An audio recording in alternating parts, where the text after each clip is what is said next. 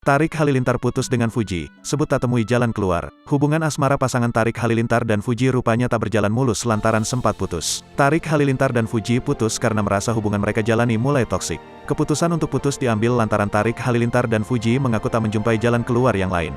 Ada suatu hal yang dia enggak suka banget dari aku, dan aku enggak suka banget dari dia, somehow kita enggak ketemu jalan keluarnya, ujar Tarik dikutip dari YouTube Axel Matthew Thomas. Kala itu, Tarik merasa ada hal yang tak disukainya dari adik ipar almarhum Vanessa Angel itu. Begitu juga sebaliknya, mereka sama sekali tak menemukan jalan keluar untuk menyelesaikan masalah tersebut hingga akhirnya memutuskan untuk pisah.